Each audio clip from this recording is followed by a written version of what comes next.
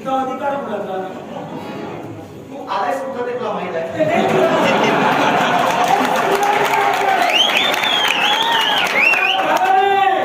कळणार तुला मी का विचारले? इथं मी आलोय या ठिकाणावर अधिकार कुणाचा? आता हा जर प्रश्न अधिकार कुणाचा? तू जेवढं सांगतोयस तेवढं बोलायला काही मी तुझा आज्ञांकित किंवा तुझा बोलका पोपट नाही. मग जा. लक्षात घे. मग तू जाऊ शकतो जा म्हणजे ही भाषा कुठची? जा म्हणजे जा म्हणजे जा. तू वाटी झाला. चालता होईल. ऐक. जाणाऱ्या तुला मी नव्हे. या जागेवर अधिकार कुणाचा? जाताना मी तुला घेऊनच जाणार. या जागेवर अधिकार कुणाचा? ज्या अधिकार क्षेत्रात तू पावलं टाकलीस ती माझी अधिकार क्षेत्राची भूमी आहे. मग मला एक सांग, एवढा वेळ झाला, बराच कालावधी मागे होता, मी इथपर्यंत आलो ही आलेली माझ्या होतं. तुम्ही कुठे होता? सैन्य कुठं होतं? मी जर इथपर्यंत पोहोचू शकतो, माझा प्रमाण जर मी घडवू शकतो, तर नेमके तुम्ही का आलात आणि तुम्ही कोण? तेवढे दिवस होतात कुठे?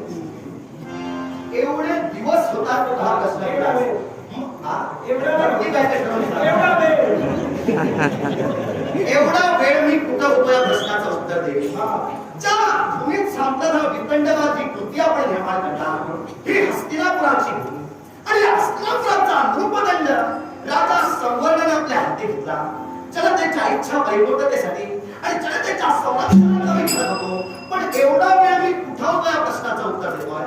सांप्रत हे अरण्य आहे आणि या अरण्यात एक अराजकता आपण निर्माण करू पाहता. पण शिकारीच्या निमित्तानं राजप्रासादाचा त्याग केला आणि राजप्रासाद सोडून या घोर कांतार मी प्रवेश करत असलो. पण माझ्या जीवनात घडली एक घटना. शिकारीच्या निमित्तानं बाहेर पडत असताना ज्या अश्वावर अश्वारूढ होऊन राजा संवर्ण या अरण्यात हिंस्र शापदांचे शिकार करत होता तो माझा घोडा, तो माझा अश्व मृत झाला. आणि म्हणूनच अश्व माझा मृत झाल्यानंतर खरं ते सांगतोय तुझ्यासारखं काहीतरी कुठून सांगत माझी ग्रंथी का तेव्हा झालीच नाही. आल्याला बोलण्याच्या पद्धतीवरून मी समजून घेतो. राजाचा तिसरा नेत्र आहे. राजाचा तिसरा नेत्र आहे. ज्ञानचक्षु घे मला सर्व काही समजता येते. तुला समजलं कसं? तू होतास कुठं? असले नको ते प्रश्न माझ्या समोर तू काय बोलास? हिच्या समवेत पराक्रम गाजवितोय. एखादी स्त्री जर हट्टी असेल आणि तिला जर का युद्धाची खुमखुमी असेल समोरच्या पुरुषाने काय करावं? मग तिला युद्धाची खुमखुमी होती म्हणून तो तिच्या इच्छेसाठी शस्त्र होतं करत. तिला मारत होतो मी. आता तू काय बोल?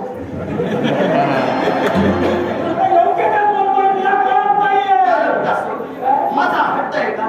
हस्तिनापुराच्या भूमीत तू वितंडवाद निर्माण केलास. माझ्या भूमीत प्रयत्न केलास. आचरण केलं. माझ्या हस्तिनापुराची भूमी स्त्री कांतेच्या स्वाभिमान माझी कृताला कल्पित केली. त्याला जगण्याचा अधिकार माझा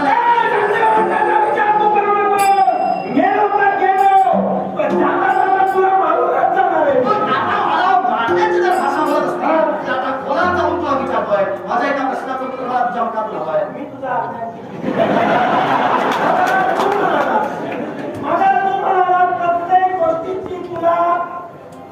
विस्तृत करून सांगायला मी तुझा आज्ञांकित नव्हे. मग मी तुझा कसा आज्ञांकित?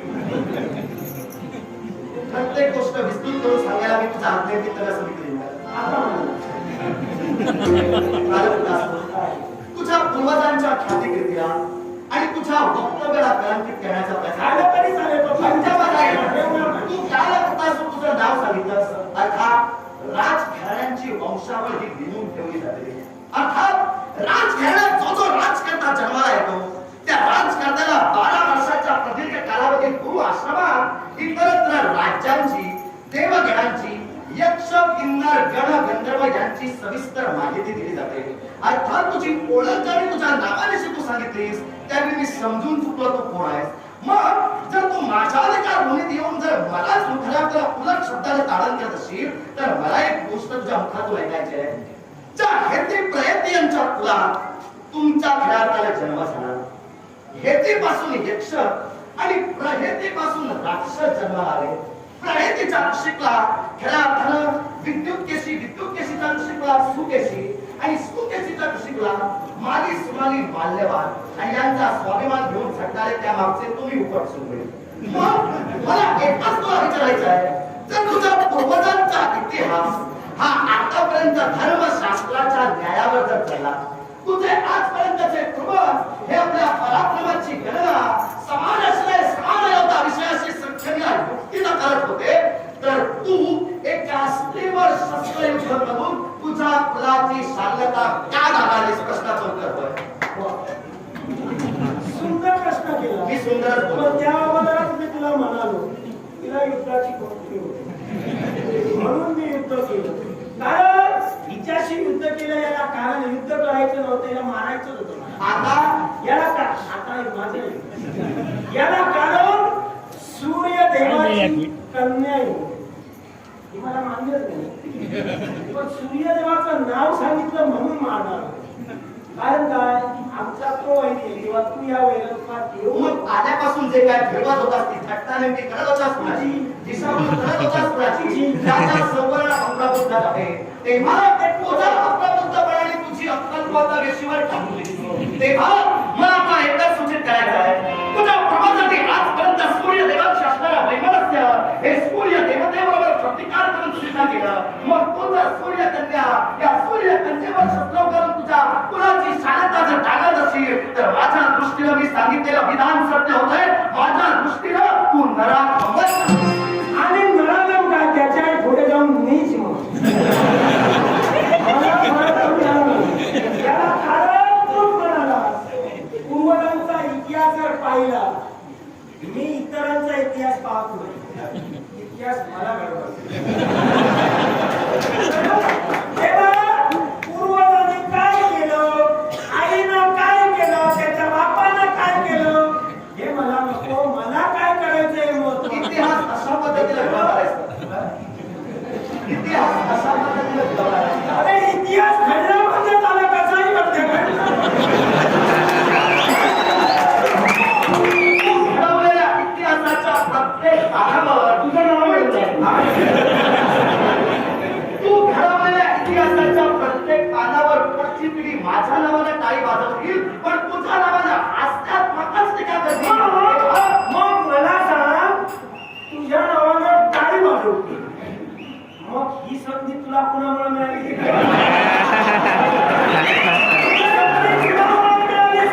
तुला जर वाटत टाळी वाजली म्हणून जाऊ नको. टाळी जर टाळी त्यावेळी वाजवणाऱ्या टाळ्या माझ्यामुळे वाजवतील, लक्षात ठेव. तुला जर वाटत असेल, मी जर तुझ्या समोर उभा राहिलोच नसतो, इतिहास जर मी घडवलाच नसता, तुला इतिहासात कुणी ओळखलं तुझं निर्लज्जपणा जगासमोर दाखवून आहे. मग तुझं म्हणणं काय आहे? काय म्हणणं आहे? तू जर निर्लज्जच आहेस तर मला आता ते स्पष्ट करण्याची गरज नाही. नाही, करू. आजपर्यंत तू जर म्हणत असशील यावर अधिकार तुझा आणि इथं येऊन जर दादागिरी मला करू शकतो, लक्षात ठेव, आपल्या गृहात कुणी दादागिरी करू शकतो, पण दुसऱ्याच्या गृही जाऊन जो दादागिरी करतो तेव्हा जास्त दादागिरी करायची नाही. सागराला आलेली ओटी भरती ओटी करून टाकेल.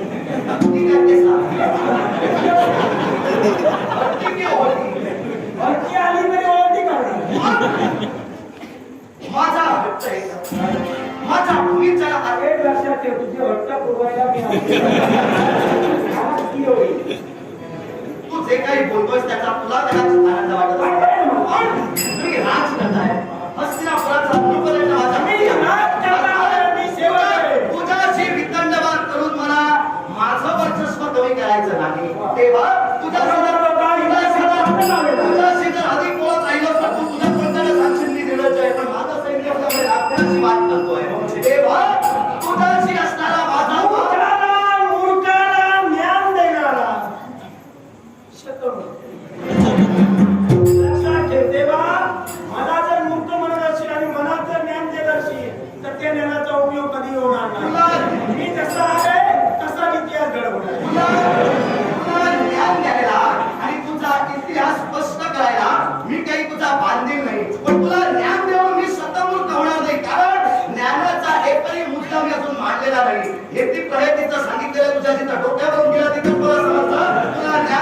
काही उपयोग नाही.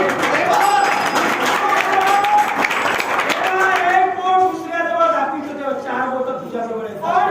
माझी सवय थोडी वेगळी आहे. मी दुसऱ्याकडे एक बोट दाखवतो तेव्हा अधिकाराची चार बोट माझ्याकडे ठेवतो. तेव्हा अधिकार तोडून टाकेल. माझे